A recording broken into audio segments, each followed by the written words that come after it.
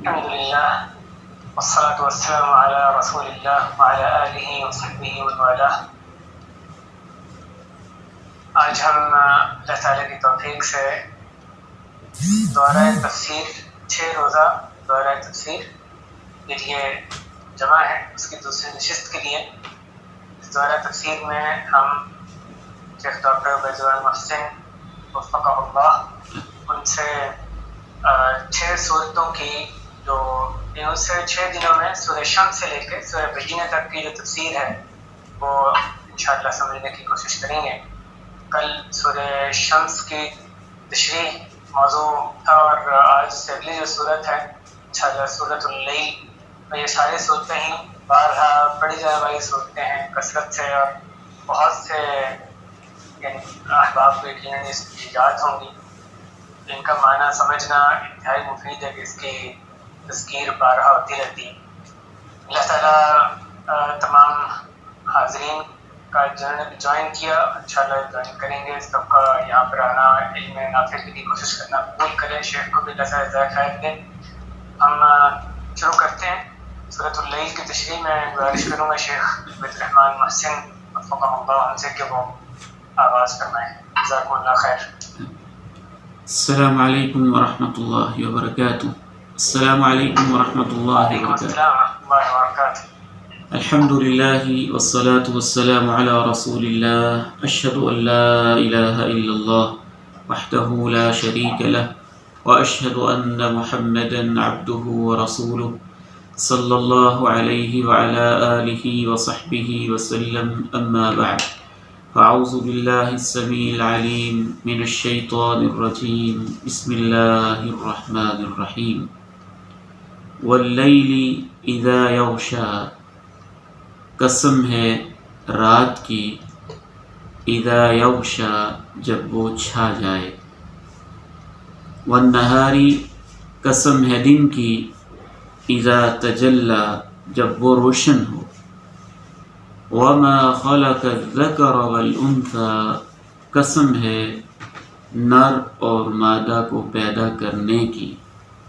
ایک اور معنی بھی کیا گیا ہے وما خلق الذکر والانثی، قسم ہے اس ذات کی جس نے نر اور مادہ کو پیدا کیا۔ ایک تیسرا معنی بھی مفسرین نے کیا ہے وما خلق الذکر والانثی، قسم ہے اس بات کی کہ جو اس نے نر اور مادہ کو پیدا کیا۔ ان سعیکم، بلا شبہ تمہاری کوششیں، سعی کوشش، کاوش، تمہاری کوششیں اور کاوشیں، لشتیٰ یقیناً، شتیٰ مختلف قسم کی ہیں۔ فاما پس جو شخص، اعطا فاما من اعطا تو ایسا شخص جو عطا کرتا رہے، واتقى تقوی اختیار کرے، وصدق بالحسنى اور بھلائی کی تصدیق کرے، فسنيسره ہم اس کے لیے آسان کر دیں گے، لليسرى آسانی کی راہ، ہم اس کے لیے آسانی کا راستہ آسان کر دیں گے۔ وَأَمَّا مَنْ بَخِلَ اور جس نے بخل کیا، وَاسْتَغْنَى اور لاپرواہی اختیار کی، وَكَذَّبَ بِالْحُسْنَى اور بھلائی کی تکذیب کی، فَسَنُيَسِّرُهُ ہم اس کے لیے آسان کر دیں گے، لِلْعُسْرَى تنگی کی راہیں، تنگی کا راستہ۔ وما یغنی نہیں کام آئے گا اس کے، مالہ اس کا مال، اذا تردی جب وہ گرے گا، وما یغنی عنہ مالہ اذا تردی۔ ان علینا للہدی یقیناً ہمارے ذمے ہے رہنمائی کرنا، وَإِنَّ لَنَا یقیناً ہماری ہی ملکیت میں ہے، للآخرۃ والأولی آخرت اور دنیا۔ فَأَنذَرْتُكُمْ میں نے تمہیں وارن کر دیا ہے، متنبہ کر دیا ہے، نارن ایسی آگ سے تلظا جو بھڑک رہی ہے، لا یصلاھا اس میں نہیں داخل ہوگا الا الاشقی مگر وہ بدترین اور بدبخت انسان، الذی کذب وتولی جس نے جھٹلایا اور منہ موڑ لیا، وسیجنبھا اور اس آگ سے بچا لیا جائے گا، الاتقی وہ متقی ترین انسان، الذی یؤتی مالہ جو اپنا مال دیتا ہے، یتزکی پاکیزگی حاصل کرنے کے لیے، وما لأحد وما اور نہیں ہے لأحد کسی کا بھی، عندہ اس پر، من نعمہ کوئی احسان، تجزا کہ جس کا بدلہ دیا جا رہا ہو، وہ خرچ کرتا ہے تو صرف الا ابتغاء وجہ ربہ الاعلی اپنے بلند و بالا رب کی رضا چاہنے کے لیے، وَلَسَوْفَ يَرْضَىٰ اور عنقریب وہ راضی ہو جائے گا۔ ترجمہ آپ نے سماعت کر لیا۔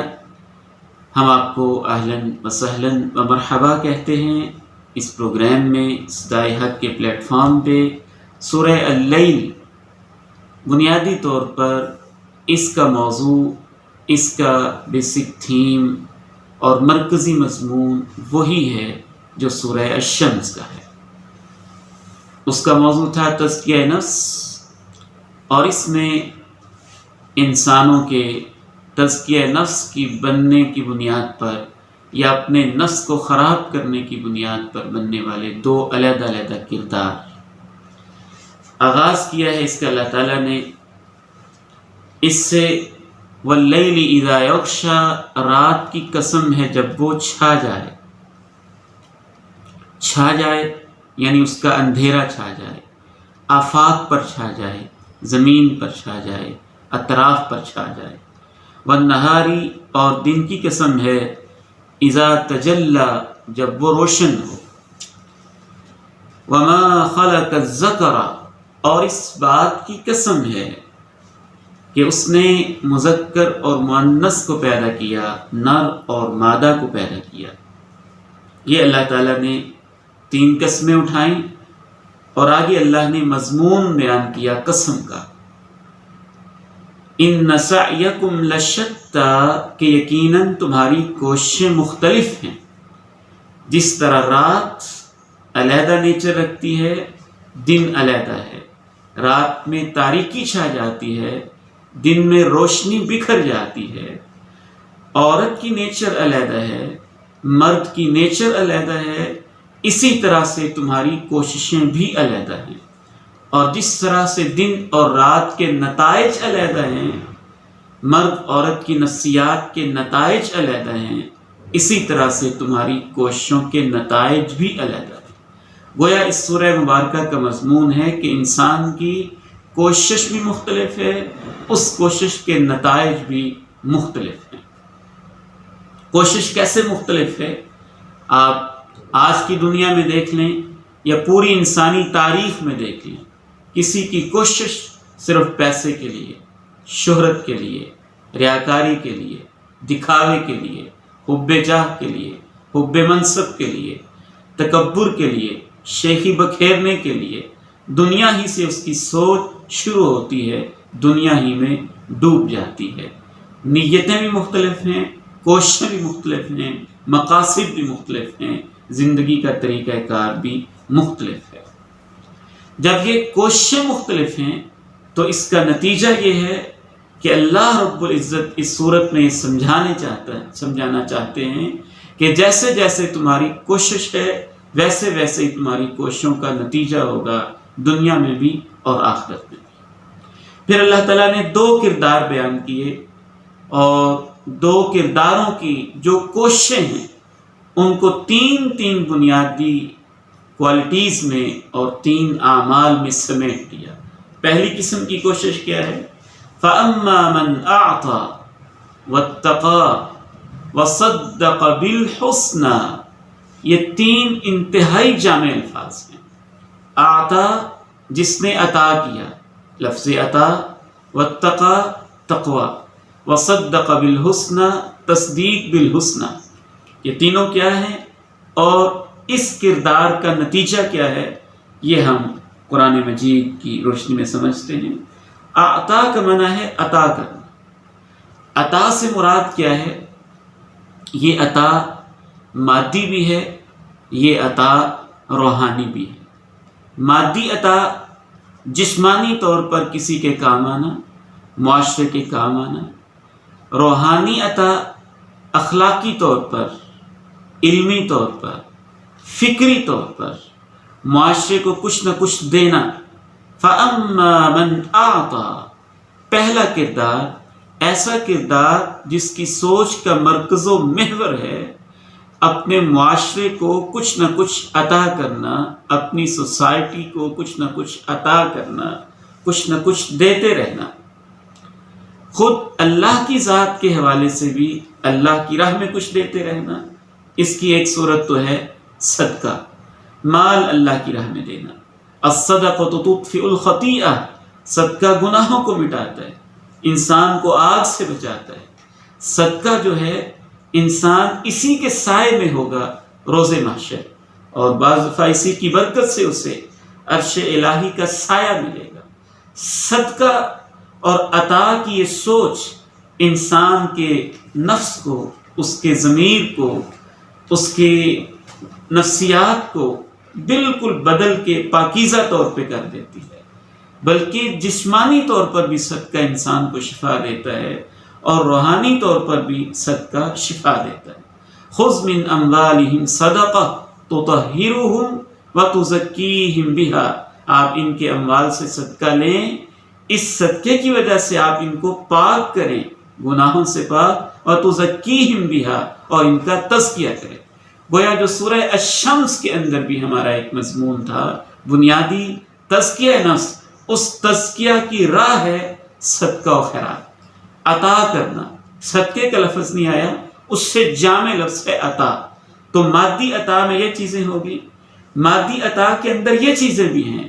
صدقہ کے تصور کو جو اسلام نے بیان کیا، کل سلامہ من الناس علیہ صدقہ کل یوم تطلع فیہ الشمس، ہر روز جب سورج طلوع ہوتا ہے آدم کے بیٹے پہ ضروری ہو جاتا ہے کہ وہ کچھ نہ کچھ دے۔ عطا کا تصور دیکھیے، اللہ کے پیارے نبی نے کتنا جامع بیان کیا۔ یعدل بین الاثنین، عدل و انصاف کرنا یہ بھی عطا ہے۔ یعین الرجل علی دابتہ، کسی کا سامان اٹھوا دینا یہ بھی عطا ہے۔ الکلمۃ الطیبہ، پاکیزہ بول بول دینا یہ بھی عطا ہے۔ کل خطوۃ یخطوھا الی الصلاۃ، نماز کی طرف چل کے جانا یہ قدموں کا صدقہ ہے۔ یمیت الاذی عن الطریق، راستے سے تکلیف دہ چیز کو ہٹانا یہ پاؤں کا صدقہ ہے۔ حتیٰ کہ فرمایا ابتسامتک فی وجہ اخیک صدقہ، اسمائل پاس کرنا، مسکراہٹیں بکھیر کے محبت کے ساتھ کسی کو ویلکم کہنا، یہ تمہارے ہونٹوں کا، تمہارے چہرے کا یہ صدقہ ہے۔ فَأَمَّا مَنْ أَعْطَى، تو پہلی خوبی جو اپنے نفس کا تزکیہ کرنا چاہتا ہے، مجھے اور آپ کو اگر اس کی واقعی فکر ہے تو ہمیں اپنے اندر یہ فکر پیدا کرنی ہوگی کہ میں اپنے رب کے لیے، اپنے دین کے لیے، اپنے معاشرے کے لیے کیا کر سکتا ہوں، کیا عطا کر سکتا ہوں، کیا دے سکتا ہوں۔ اپنے جسم و جان سے، اپنے اخلاق، اپنے علم سے میں معاشرے کو کیا فائدہ پہنچا سکتا ہوں۔ دوسری خوبی واتقا،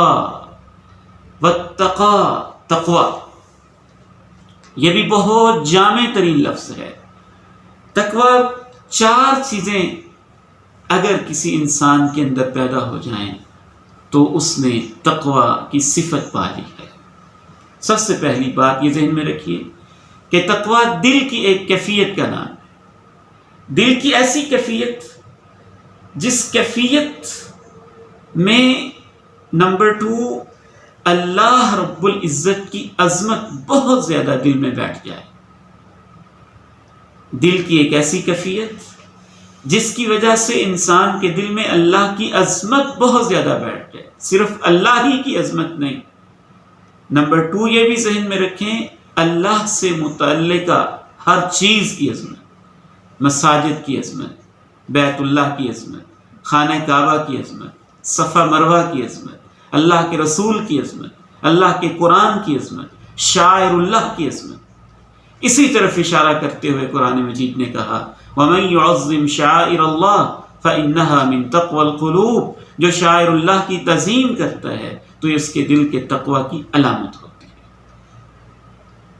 تیسری بات، اسی عظمت کی وجہ سے، اسی اللہ کی عظمت کی وجہ سے اور رسول اللہ کی دل میں بیٹھی ہوئی عظمت کی وجہ سے اللہ اور اللہ کے رسول کے بیان کردہ ہر فرض کو پورا کرے اور نیکی کا شوق دل میں پیدا ہو۔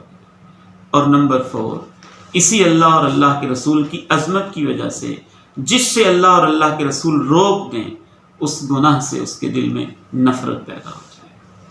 دل جب اس کیفیت کے اندر پہ آ جائے گا تو اسے ہم کہیں گے کہ اس دل میں تقوی آ گیا ہے۔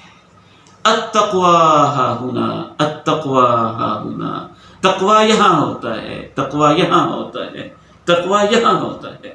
پھر اسی کا نتیجہ ہوتا ہے کہ اس تقوی کے اثرات انسان کی زبان پہ ہوتے ہیں، اس کے دل پہ ہوتے ہیں، اس کے بولوں پہ ہوتے ہیں، اس کے اعضاء پہ ہوتے ہیں۔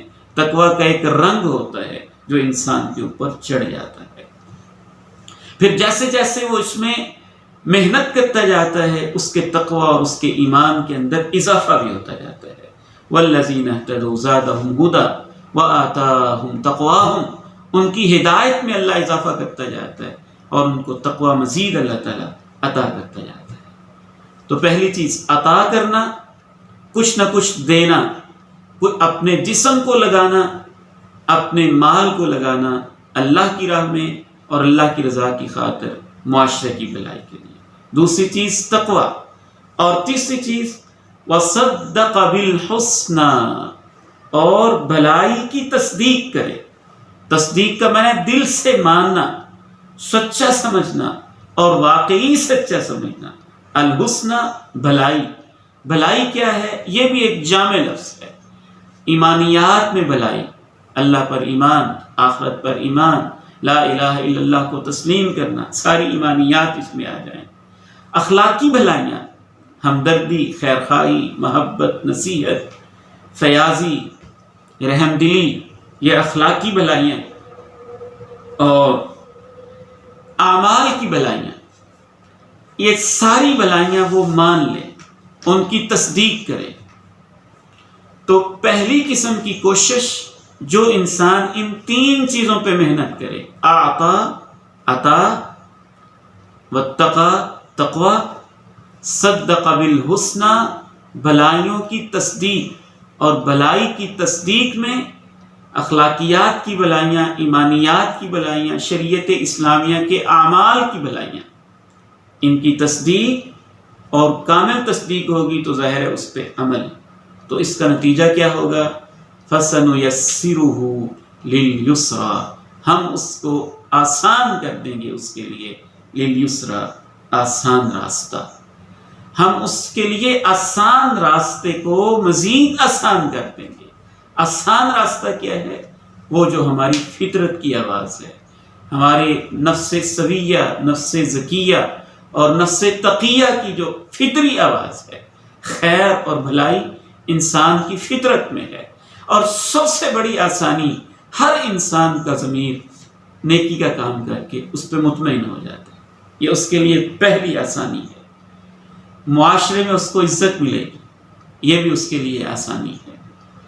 اس کے لیے نیکیوں پہ عمل کرنا آسان ہو جائے گا۔ آہستہ آہستہ ان تین چیزوں پہ محنت کرنے کی وجہ سے نیکی کی راہیں اس کے لیے آسان ہو جائیں گی۔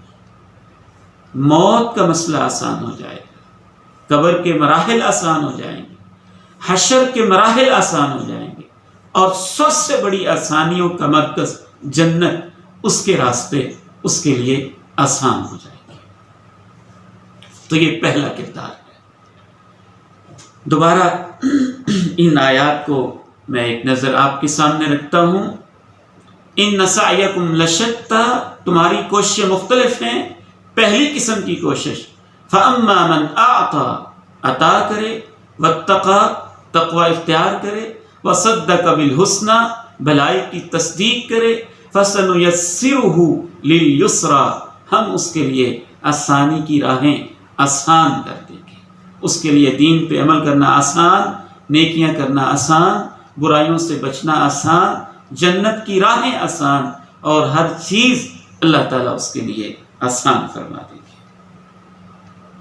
اور اس میں خصوصاً یہ بات بھی ذہن میں رکھیے، ان 3 چیزوں پہ عمل کی وجہ سے عطا، تقوی اور تصدیق بالحسنہ انسان کا ضمیر اتنا بلند ہو جائے گا، اس کے دل کو شرح صدر کی کیفیت ایسی نصیب ہو جائے گی، اس کے دل میں ایمان اور توکل کے چشمے ایسے روشن ہو جائیں گے، بھلائی کے جذبے ایسے روشن ہو جائیں گے، اور اس کی بصیرت اتنی بلند ہو جائے گی، کبھی تو وہ میدان احد میں یہاں تک بھی کہے گا کہ مجھے تو احد پہاڑ کے پیچھے سے جنت کی خوشبو آ رہی ہے. اس کے لیے سب کچھ نچھاور کرنا رب کی راہوں میں یہ بھی آسان ہو جائے گا.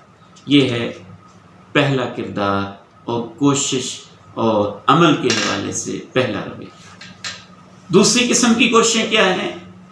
وَأَمَّا مَن بَخِلَ وَاسْتَغْنَى وَكَذَّبَ بِالْحُسْنَى، یہ دوسرا جو برا کردار ہے اور جس کے نتیجے میں برا ضمیر پیدا ہوتا ہے اور انسان اپنے نفس کا تجزیہ کر لیتا ہے اور اس کو خاک آلود کر لیتا ہے، اس کے لیے بھی 3 بنیادی اعمال کا اللہ نے تذکرہ کیا.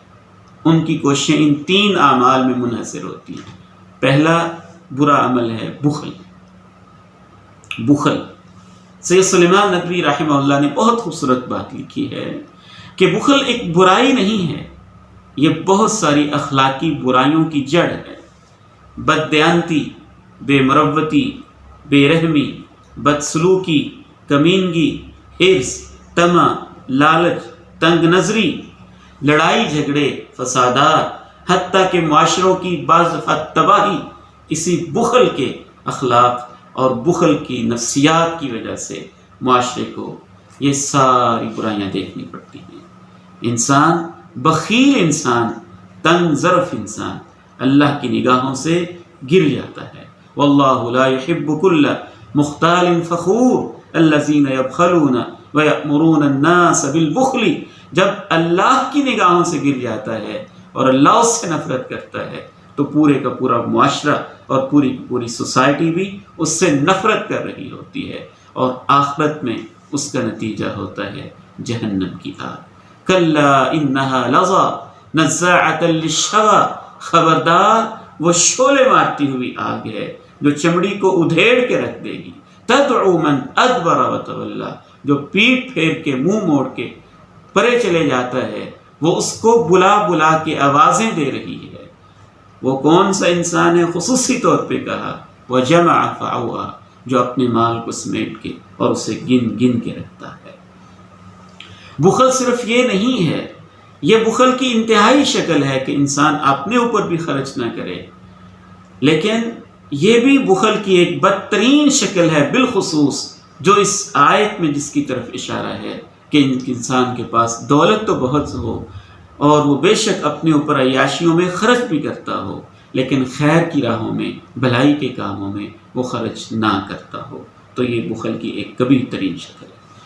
فَأَمَّا مَن بَخِلَ، جس نے بخل سے کام لیا، وَاسْتَغْنَى، استغنا ہوتا ہے لاپرواہی اختیار کرنا، بے نیازی اختیار کرنا، پرواہ ہی نہ کرنا، زندگی کا کوئی ویژن، کوئی مقصد ہونا ہی نہ. بالخصوص استغنا عن ربہ، اللہ تعالیٰ سے بے نیاز ہو جانا. اللہ کس کام پہ راضی ہوتا ہے؟ کوئی فکر نہیں. کس پہ ناراض ہوتا ہے؟ کوئی فکر نہیں. اللہ کو کیسے خوش کرنا ہے؟ کوئی فکر نہیں. اللہ کی ہستی کتنی عظیم ہے، اس کا تعارف، اس کی پہچان کیا ہے، اس کی بھی کوئی فکر نہیں. من بخل، جس نے بخل سے کام لیا، واستغنا، اور اس طرح کی اپنے رب سے لاپرواہی اختیار کی، وَكَذَّبَ بِالْحُسْنَى، اور اس نے بھلائی کو جھٹلایا. یہاں بھلائی بھی اسی طرح جامع لفظ ہے جیسے اس نے بھلائی کی تصدیق کی، اس نے بھلائی کو جھٹلایا. ایمانیات کی بھلائی نہ مانی، اخلاقیات کی بھلائیاں نہ مانی، اعمال کے اندر جو بھلائیاں اور نیکی کے کام ہیں ان کو بھی تسلیم نہ کیا، اور بالخصوص جو بھلائی اور برائی کے انجام والی سب سے بڑی بھلائی جنت ہے اور ثواب کا تصور ہے، اس کو بھی تسلیم نہ کیا. جس کے اندر یہ 3 برائیاں آ جائیں، بخل، استغنا یعنی لاپرواہی، لاابالی پن، خصوصاً اللہ کی ذات سے بے نیازی، وکذب بالحسنی، تکذیب بالحسنی، بلائیوں کی تکذیب، تو کیا نتیجہ ہوگا؟ فَسَنُيَسِّرُهُ لِلْعُسْرَىٰ، ہم اس کے لیے تنگی کی راہیں آسان کر دیں گے۔ اس کا نتیجہ یہ ہوگا کہ اس کے لیے برے کام کرنا آسان ہو جائے گا۔ وَنَذَرُهُمْ فِي طُغْيَانِهِمْ يَعْمَهُونَ، ہم ان کی سرکشی میں بھٹکنے کے لیے ان کو چھوڑ دیتے ہیں۔ گویا کہ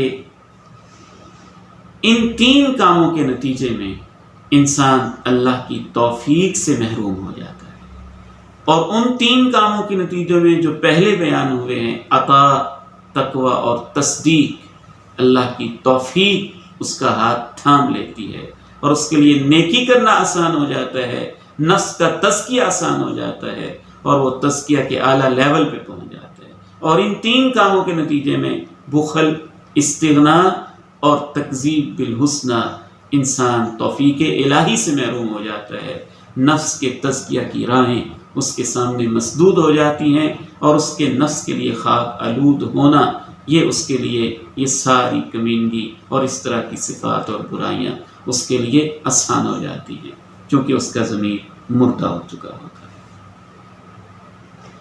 تھوڑا سا اشارہ اس طرف خصوصاً سورہ شمس کے ساتھ اس کو اٹیچ کرتے ہوئے ذہن میں رکھیے کہ ان اعمال کے نتیجے میں انسان کے نفس اور دل کے اوپر بھی اثرات مرتب ہوتے ہیں۔ دل ٹیڑھا ہوتا ہے ان برے، پہلے اچھے اعمال کے نتیجے میں دل میں نور پیدا ہوتا ہے، روشنی پیدا ہوتی، بصیرت پیدا ہوتی، اللہ کی محبتیں پیدا ہوتی ہیں، اور جب یہ ساری کیفیات پیدا ہوتی ہیں، نور علی نور، سورہ نور میں اس کی طرف اشارہ ہے، ایک فطری نور ہوتا ہے، اور ان اعمال کی وجہ سے مزید ایمان اور بصیرت کا نور اللہ اس کے اندر پیدا کر دیتا ہے، اس کا دل روشن اور منور اور نفس مطمئنہ کے لیول تک پہنچ جاتا ہے ان 3 کاموں کے نتیجے میں۔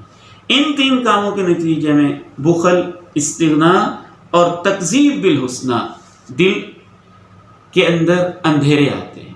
جب انسان پھر بھی کوئی پرواہ نہیں کرتا تو آہستہ آہستہ دل سخت ہونا شروع ہو جاتا ہے، انسان پھر بھی پرواہ نہیں کرتا تو دل پتھر کی طرح ہو جاتا ہے۔ ثم قست قلوبکم من بعد ذلک فہی کالحجارہ، پھر آہستہ آہستہ ایسی سٹیج آتی ہے کہ دل ٹیڑھا ہو جاتا ہے۔ فلما زاغوا ازاغ اللہ قلوبہم، وہ ٹیڑھے ہوئے، ان کے دل ٹیڑھے ہو گئے۔ پھر آہستہ وہ سٹیج آتی ہے کہ دل پہ تالے بھی لگ جاتے ہیں۔ افلا یتدبرون القرآن ام علی قلوب اقفالها، اور آخری سٹیج پہ اس کے اوپر مہر لگ جاتی ہے اور ہدایت کے دروازے بند ہو جاتے ہیں، پھر اس کے لیے خیر کے دروازے بند اور ہر برائی کرنا اس کے لیے آسان، اور اس کا ضمیر مردہ ہو جاتا ہے۔ ختم اللہ علی قلوبہم، اور آخری سٹیج میں وہ جانوروں سے بھی بدتر ہو جاتا ہے۔ ان 3 اعمال کے نتیجے میں للعسرہ، وہ تنگی اس کے لیے، تنگ کام آسان ہو جاتے ہیں، اسی کی طرف وہ چلا جاتا ہے۔ اور سب سے بڑی تنگی جو ہے دنیا میں، دل کی تنگی، نیک اعمال کی راہیں تنگ، قبر کی تنگی، پھر میدان محشر کی تنگیاں، اور تنگی کا سب سے بڑا مرکز جہنم، یہ اس کا نتیجہ ہوتا ہے۔ وَمَا يُغْنِي عَنْهُ مَالُهُ إِذَا تَرَدَّى، اور جب وہ اس گڑھے میں، جہنم کے گڑھے میں گر رہا ہوتا ہے تو جو اس نے دنیا کے اندر ساری دولتیں جمع کی وہ اس کے کام نہیں آتی، نہ اس کو بچا پاتی ہیں، نہ اس کے کام آتی ہیں۔ مال کا مقصد تو تھا کہ کوئی کام آئے، کوئی فائدہ دے، لیکن وہ مال بھی دنیا میں چھوڑ کے چلا جاتا ہے، بدنامی بھی سمیٹتا ہے، اور جہنم کے گڑھے میں جب گر رہا ہوتا ہے تو اس کا مال اس کے کام نہیں آتا، کام آنے کی بجائے اس کے خزانے کو جہنم کے ایندھن اور آگ میں ڈھال ڈھال کے اس کے چہرے، اس کی پیٹھ پہ اور اس کی پیشانی پہ یوں اس کو لگایا جاتا ہے اور سزا دی جاتی ہے۔ یہ ہے تمہارا خزانہ، اور یہ ہے تمہارا بخل، جس کی وجہ سے تم نے اللہ کی راہوں میں اور اپنے معاشرے کی بھلائی کے لیے کچھ کرنا پسند نہیں کیا تھا۔ آگے اللہ تعالیٰ نے فرمایا ان علینا للہدی، یقیناً ہمارے ذمے ہے نیکی کی راہیں بتانا، ہدایت کے راستے دکھانا، رہنمائی کرنا ہمارے ذمے۔ وَعَلَى اللَّهِ قَصْدُ السَّبِيلِ، یہ اللہ کا فضل، اس کی مہربانی اور اس کی عنایت ہے کہ اس نے کہا کہ میرے ذمے ہے کہ میں ہدایت کی راہیں دکھاتا ہوں۔ عمل کرنا انسان کے ذمے۔ اِنَّا هَدَيْنَاهُ السَّبِيلَ اِمَّا شَاكِرًا وَإِمَّا كَفُورًا، اور ہر سٹیج پہ اللہ تعالیٰ انسان کی رہنمائی کرتا ہے، بالکل ایسے ہی جیسے اللہ ہمیں فطری ہدایت دیتا ہے۔ جب ہم ماں کے پیٹ میں تھے، خوراک کیسے سک کر رہی تھی، ہمیں کیسے پہنچ رہی تھی، ماں کے پیٹ سے باہر آئے تو ماں کے پستان کو کیسے چوسنا ہے، پیاس لگے تو کیسے اس کا اظہار کرنا ہے، بھوک ستائے تو کیسے رونا اور بلبلانا ہے، اس فطری ہدایتوں سے لے کر بڑی اونچی ہدایت تک اور اعلیٰ اخلاق کے راستوں تک اور ایمان کے راستوں تک، یہ سب ہدایت اور رہنمائی اللہ کہتے ہیں ہمارے ذمہ۔ اِنَّ عَلَيْنَا لَلْهُدَىٰ وَإِنَّ لَنَا لَلْآخِرَةَ وَالْأُولَىٰ، اب یہ انسان کے سامنے آخرت بھی ہے اور دنیا بھی ہے۔ اللہ کہتے ہیں آخرت بھی ہم نے دینی ہے، دنیا بھی ہم نے دینی ہے۔ اب یہ انسان پہ ڈیپینڈ کرتا ہے کہ وہ آخرت اور دنیا لینا چاہتا ہے، اور آخرت کو سامنے رکھ کر دنیا لینا چاہتا ہے، یا صرف دنیا ہی کے اوپر مر مٹ کے آخرت کو برباد کرنا چاہتا ہے۔ جیسے وہ چاہے گا ویسا راستہ اللہ اس کے لیے آسان کر دیں گے۔ وَمَن يُرِدْ ثَوَابَ الدُّنْيَا نُؤْتِهِ مِنْهَا، جو دنیا چاہتا ہے اسے ہم دنیا میں سے دے دیتے ہیں۔ وَمَن يُرِدْ ثَوَابَ الْآخِرَةِ، جو آخرت چاہتا ہے اسے ہم اس میں سے دے دیتے ہیں۔ مَن كَانَ يُرِيدُ حَرْثَ الْآخِرَةِ نَزِدْ لَهُ فِي حَرْثِهِ، جو آخرت کی کھیتی بونا چاہتا ہے ہم اس کی کھیتی میں اضافہ کرتے رہتے ہیں۔ وَمَن كَانَ يُرِيدُ حَرْثَ الدُّنْيَا، اور جو دنیا کی کھیتی چاہتا ہے ہم اس میں سے اسے دے دیتے ہیں۔ وَمَا لَهُ فِي الْآخِرَةِ مِن نَصِيبٍ، آخرت میں اس کا کوئی حصہ نہیں ہے۔ لیکن اللہ تعالیٰ نے یہ کہا کہ یہ یاد رکھو کہ یہ تمہارے یہ دو مختلف رویے ہیں، مختلف کوششیں ہیں، مختلف ویژنز ہیں، مختلف نیتیں اور مقاصد ہیں، اس کے نتیجے میں تمہارے اعمال بھی مختلف ہیں اور اس کے نتیجے میں تمہارا انجام بھی مختلف ہے۔ انجام کیسے مختلف ہے؟ اگر تم نے آخرت کو نظر انداز کر کے صرف دنیا ہی کے لیے سب کچھ کیا، فَأَنذَرْتُكُمْ نَارًا تَلَظَّىٰ، میں نے تمہیں خبردار کر دیا ہے ایک ایسی آگ سے جو بھڑک رہی ہے۔ حضرت نعمان ابن بشیر رضی اللہ تعالیٰ عنہ کہتے ہیں کہ میں نے اللہ کے پیارے نبی علیہ السلام سے سنا، آپ خطبہ ارشاد فرما رہے تھے، اور اس خطبے کے اندر آپ نے آخرت اور آگ کے بارے میں ایسی وارننگ دے رہے تھے کہ آپ کی آواز بازار تک جو لوگ ہیں وہاں تک بھی پہنچ رہی تھی، حتیٰ کہ اس قدر آپ سختی کے ساتھ اور انتہائی عجب کیفیت میں آپ یہ متنبع کر رہے تھے، حتیٰ وقعت خمیصۃ کانت علی آتکہ عند رجلیہ، کہ اللہ کے نبی کے شان مبارک پہ جو کملی مبارک تھی، جو چادر تھی، وہ بھی نیچے گر پڑی، اور آپ کہہ رہے تھے، آپ فرما رہے تھے کیا یہی جہنم کی آگ سے ڈرا رہے تھے۔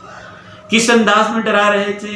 ایک اور حدیث حضرت نعمان بن بشیر کی، اس میں مزید وضاحت آتی ہے کہ آپ نے اس خطبے میں ارشاد فرمایا، لوگو ایک ایسی آگ ہے جس میں سب سے ہلکا عذاب جس شخص کو دیا جا رہا ہوگا، توضع فی اخمص قدمیہ جمرتان، اس کے پاؤں کے تلووں کے نیچے دو انگارے رکھے جائیں گے، یغلی منہما دماغہ، اس کا دماغ ان انگاروں کی وجہ سے کھول رہا۔ ایک اور حدیث میں آپ نے فرمایا کہ سب سے ہلکا عذاب جس شخص کو ہوگا، لہو شراکان من نار ونعلان، اس کے جوتے اور جوتوں کے تسمے آگ کے بنے ہوں گے، اور اس آگ کا جوتا جب اسے پہنایا جائے گا تو اس کی وجہ سے اس کا دماغ کھولتا ہوگا، وہ سمجھ رہا ہوگا سب سے زیادہ عذاب مجھے ہو رہا ہے، وَإِنَّهُ لَأَهْوَنُهُمْ عَذَابًا، حالانکہ سب سے ہلکا عذاب اسے ہو رہا ہوگا۔ یہ نتیجہ ہوگا اس شخص کا جس نے بخل سے کام لیا، لاپرواہی کے ساتھ زندگی گزاری، رب تعالیٰ سے بے نیاز ہو کے رہا، اور اس نے بھلائی کی باتوں کو، شریعت کو، دین کو تسلیم نہ کیا۔ لا یصلاها الا الاشقى، یہ بد نصیب انسان اس کے اندر داخل ہوگا۔ الذی کذب، جس نے جھٹلایا، وتولی، اور جس نے منہ موڑ لیا، اعراض کر لیا۔ اس میں جب غور کرتا ہوں خصوصاً اس حوالے سے کہ یہ سورہ اللیل مکی دور میں نازل ہو رہی تھی، اور مکہ کے اس دور میں نازل ہو رہی تھی جب یہ دونوں کردار بالکل سامنے تھے، مکہ کی ہر گلی محلے کے اندر یہ دونوں کردار نظر آ رہے تھے۔ ایک بدترین کردار اس حد تک نظر آ رہا تھا جو آل یاسر پہ ظلم و ستم کر رہا تھا، امیہ بن خلف جیسا کردار، جو بلال کو مکہ کی گلیوں میں یوں لٹا کے اور اس کے سینے کے اوپر پتھر رکھ کے بچوں کو تھما کے بچے اس کو گھسیٹ رہے تھے۔ یہ بدترین کردار جو معاشرے کے مظلوم طبقوں کے ساتھ سچائی کو ماننے کی وجہ سے ایسا سلوک کر رہا تھا۔ لا یصلاها الا الاشقى، اس آگ میں یہ بد نصیب بدبخت لوگ داخل ہوں گے۔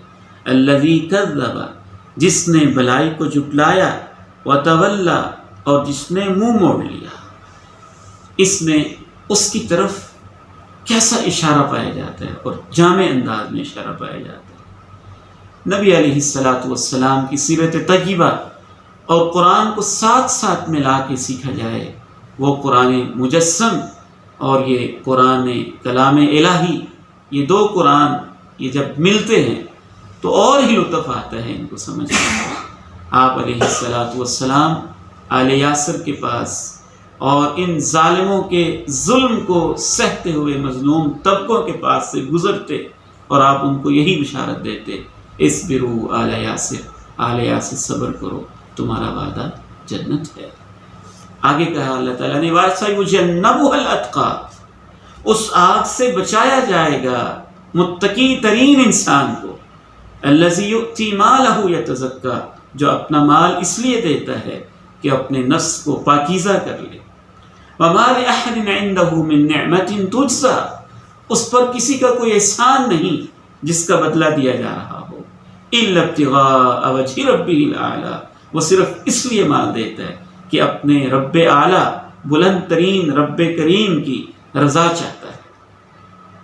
اس میں کیسا خوبصورت اشارہ ہے جناب صدیق رضی اللہ تعالیٰ عنہ کی طرف۔ یہ دو کردار، ان کی طرف ایک دقیق انداز میں قرآن مجید نے اشارہ بھی کر دیا کہ یہ کردار دیکھنے ہیں، یہ کوششیں دیکھنی ہیں، تو ایک طرف تم دیکھو قریش مکہ کے ان سرداروں کو، امیہ کو، ابو جہل کو، ابی بن خلف کو، ان کرداروں کو دیکھو، اور دوسری طرف بلال اور صہیب کو، اور بلال اور صہیب اور اس جیسے مظلوم طبقے کو آزاد کرنے والے جناب صدیق اکبر کو۔ امام ابن کثیر رحمہ اللہ لکھتے ہیں کہ جناب صدیق رضی اللہ تعالیٰ عنہ ان غلاموں کو جب ان پہ ظلم کو دیکھتے، آپ اپنے مال سے ان کو آزاد کرتے، تو جناب صدیق کے والد محترم نے کہا، صدیق تم نے آزاد کرنا ہی ہے، مال خرچ کرنا ہے تو طاقتور لوگوں پہ خرچ کرو، طاقتور انسانوں پہ خرچ کرو جو کل کو تمہارے کام بھی آئیں۔ انہوں نے کہا آپ نہیں جانتے کہ میرے خرچ کرنے کا مقصد اور خرچ کرنے کی نیت کیا ہے۔ اس کے اولین مصداق اس کردار کے قرآن مجید کے نزول کے وقت وہی کردار تھے جو مکہ کی گلیوں میں نظر آ رہے تھے، لیکن چونکہ الفاظ عام ہیں، ایک جنرل سٹیٹمنٹ ہے، اس طرح کے یہ کردار قیامت تک موجود رہیں گے، بلکہ حضرت آدم سے لے کے عہد نبوی تک موجود رہے ہیں اور قیامت تک موجود رہیں گے، اور ان کے یہ دو مختلف انجام بھی موجود رہیں گے۔ اس برے کردار کا انجام بخل کا، تکذیب بالحسنہ کا، اور اسی طرح سے استغنا کا انجام وہ آگ جس کا ہلکا ترین عذاب ہے کہ جوتا پہنایا گیا یا تلووں کے نیچے انگارے رکھے گئے اور اس وجہ سے اس کا دماغ کھول رہا ہے۔ اور اچھا کردار، اس کا انجام وَسَيُجَنَّبُهَا الْأَتْقَى، اسے اس آگ سے بچا لیا جائے گا۔ یہ تو اللہ کی رضا چاہتا ہے وَلَسَوْفَ يَرْضَىٰ، اللہ اس پہ راضی ہو جائے گا۔ وَلَسَوْفَ يَرْضَىٰ کا ایک مفہوم تو ہے کہ اللہ راضی ہو جائے گا، اور دوسرا مفہوم ہے کہ یہ بندہ راضی ہو جائے گا، اور دونوں لازم و ملزوم ہیں۔ اللہ اپنے بندے پہ راضی ہو جائے گا، اس بندے کا مقصد ہی اللہ کی رضا کا، اور اس کی کوشش ہی یہی تھی کہ اللہ راضی ہو جائے، اور اللہ جب راضی ہو جائے گا تو اللہ اپنے اس بندے کو ایک ایسے مقام پہ پہنچائے گا، ایسی جنت میں پہنچائے گا جہاں اللہ اپنے بندے سے کہے گا اے میرے بندے، اب میں نے تجھے یہاں راضی کرنا ہے، دنیا میں تو مجھے راضی کرتا رہا اور تو میری مانتا رہا، اب جو تو مانگے گا جنت میں وہ تجھے دیا جائے گا۔ کس خوبصورت انداز میں اللہ تعالیٰ نے کہہ دیا وَلَسَوْفَ يَرْضَىٰ، اور وہ راضی ہو جائے گا۔ اللہ اپنے بندے پہ راضی ہو جائے گا، اور اس کے نتیجے میں بندے کو اللہ وہ کچھ دے گا، وہ نعمتیں دے گا، وہ آسائشیں دے گا، وہ انعامات، وہ راحتیں دے گا، اور جنت کے اندر وہ کچھ اس کی میزبانی اور اس سے محبت کے انداز اپنائے گا کہ یہ بندہ اپنے رب کے اوپر راضی ہو جائے گا۔ یہ ہے جی سورہ اللیل۔ دوبارہ اس کا ترجمہ سماعت کیجئے، اور اسی کے ساتھ میں آپ سے اجازت چاہوں گا۔ رب کریم نے ارشاد فرمایا اعوذ باللہ من الشیطان الرجیم بسم اللہ الرحمن الرحیم واللیل اذا یغشا، رات کی قسم جب وہ چھا جائے، والنہار اذا تجلی، دن کی قسم جب وہ روشن ہو جائے، وما خلق الذکر والانثی، اور مذکر اور مؤنث کی تخلیق کی قسم، نر اور مادہ کی تخلیق کی قسم، ان سعیکم لشتی، در حقیقت تم سب لوگوں کی کاوشیں مختلف راہوں پہ ہیں، مختلف قسموں کی ہیں۔ فاما من آتا، پس جو شخص عطا کرتا رہا، واتقى، تقوی اختیار کرتا رہا، وصدق بالحسنى، اور بھلائی کی تمام باتوں کی تصدیق کرتا رہا، فسنيسره لليسرى، ہم اس کے لیے آسانی کی راہیں آسان کر دیں گے۔ وَأَمَّا مَنْ بَخِلَ وَاسْتَغْنَىٰ، جس نے بخل سے کام لیا، لاپرواہی اختیار کی، اور کذب بالحسنى، بھلائی کو جھٹلایا، فَسَنُيَسِّرُهُ لِلْعُسْرَىٰ، ہم اس کے لیے تنگی کے راستے آسان کر دیں گے۔ وَمَا يُغْنِي عَنْهُ مَالُهُ إِذَا تَرَدَّىٰ، جب وہ گرنے لگے گا تو اس کا مال اس کے کام نہیں آئے گا۔ إِنَّ عَلَيْنَا لَلْهُدَىٰ، یقیناً ہمارے ذمے ہے ہدایت دینا، راہیں دکھانا۔ وَإِنَّ لَنَا لَلْآخِرَةَ وَالْأُولَىٰ، یقیناً آخرت بھی ہماری ہے اور دنیا بھی ہماری ہے۔ فَأَنذَرْتُكُمْ نَارًا تَلَظَّىٰ، میں نے تمہیں متنبہ کر دیا ہے، خبردار کر دیا ہے ایسی آگ سے جس کے شعلے بھڑک رہے ہیں، لا يَصْلَاهَا إِلَّا الْأَشْقَىٰ، اس میں وہ بدترین اور بدبخت انسان داخل ہوگا جس نے جھٹلایا اور منہ موڑ لیا۔ وَسَيُجَنَّبُهَا الْأَتْقَىٰ، اور اس آگ سے اس متقی ترین انسان کو بچا لیا جائے گا، الَّذِي يُؤْتِي مَالَهُ يَتَزَكَّىٰ، جو اپنا مال تزکیہ کے لیے، اپنے آپ کو پاک کرنے کے لیے دیتا ہے۔ وَمَا لِأَحَدٍ عِندَهُ مِن نِّعْمَةٍ تُجْزَىٰ، اس پر کسی کا کوئی احسان نہیں ہوتا جس کا بدلہ چکایا جا رہا ہو، إِلَّا ابْتِغَاءَ وَجْهِ رَبِّهِ الْأَعْلَىٰ، وہ تو صرف اپنے بلند ترین ہستی رب کریم کی رضا چاہ رہا ہوتا ہے۔ وَلَسَوْفَ يَرْضَىٰ، اور ان قریب وہ رب اس پہ راضی ہو جائے گا، اور یہ اپنے رب پہ راضی ہو جائے گا۔ وآخر دعوانا ان الحمد للہ رب العالمین۔ دعا گو ہوں آپ کا یہ بیٹھنا، توجہ کرنا، سماعت کرنا، میری یہ حاضری اللہ تعالیٰ اپنے ہاں قبول و منظور فرمائے، اور جو اس سورہ مبارکہ میں 3 خوبیاں بیان کی گئی ہیں وہ ہمیں اپنانے کی توفیق دے، اور جو 3 برے کردار کی جامع قسم کی برائیاں جس کے اندر باقی ساری برائیاں سمٹ آتی ہیں بیان کی گئی، ان سے اللہ مجھے اور آپ کو بچنے کی توفیق نصیب فرمائے، منتظمین کی کاوشیں بھی اللہ تعالیٰ قبول فرمائے۔ وآخر دعوانا ان الحمد للہ رب العالمین۔ احسن الیک، آمین۔ جزاکم اللہ خیر۔ شیخ ایک سوال اسی صورت میں جو اعطا کا لفظ آیا اس حوالے سے آیا ہے کہ مادی اور روحانی آپ نے بیان کیا کہ اس میں دونوں چیزیں آتی ہیں عطا میں۔ مادی کی کئی ایک مثالیں آ گئیں، روحانی عطا کی بعض مزید مثالیں دیتے ہیں. روحانی عطا میں سب سے بنیادی اور اہم ترین عطا ہے علمی اور فکری عطا. لوگوں کو ایمان کے راستے کی طرف بلانا، دعوت اللہ کا کام، امر بالمعروف، نہی عن المنکر، معاشرے کی اصلاح کی فکر، اس کے لیے اپنے اندر تڑپ اور جذبہ، یہ ایک بنیادی قسم کی چیز ہے جو روحانی عطا میں آتی ہے. اور یہی سب سے بڑی عطا ہوتی ہے جو وقت کے پیغمبر معاشرے کو دے رہے ہوتے ہیں. قرآن مجید کی تعلیم، اس کی نشر و اشاعت، یہ بھی روحانی عطا میں ہے. اور باقی روحانی عطاؤں میں اس کے علاوہ باقی جو خیر اور نیکی کے کام ہیں وہ بھی ایک لحاظ سے روحانی عطا ہی میں آتے ہیں. جزاک اللہ خیرا. سورہ زخرف کی ایک آیت کی وضاحت مانگی گئی ہے جو اللہ رب العالمین کا فرمان ہے وَلَوْلَا أَن يَكُونَ النَّاسُ أُمَّةً وَاحِدَةً لَجَعَلْنَا لِمَن يَكْفُرُ بِالرَّحْمَنِ لِبُيُوتِهِمْ سُقُفًا مِّن فِضَّةٍ وَمَعَارِجَ عَلَيْهَا يَظْهَرُونَ. تو اس آیت میں یعنی اس آیت کی عمومی طور پہ سوال یہ ہے کہ اس کا مطلب سمجھ نہیں آ رہا، اس کی وضاحت فرماتے ہیں. اعوذ باللہ من الشیطان الرجیم. اس آیت مبارکہ میں یہ کہا گیا ہے کہ اصل میں اللہ تعالیٰ نے اس صورت میں یہ بیان کیا ہے کہ اللہ تعالیٰ جو دنیا میں دنیاوی نعمتیں دیتا ہے یا مال دیتا ہے یا دولت دیتا ہے، بہت سارے لوگوں کو یہ دیکھ کے غلطی لگ جاتی ہے کہ ہمیں چونکہ یہ نعمتیں مل رہی ہیں، دولت ملی ہوئی ہے، اولاد ملی ہوئی ہے، عزت ملی ہوئی ہے، عہدہ ملا ہوا ہے، سونا چاندی ملا ہوا ہے، تو اس کا لازمی نتیجہ یہ ہے کہ اللہ جو اس دنیا کا مالک ہے وہ ہمارے اوپر خوش ہے.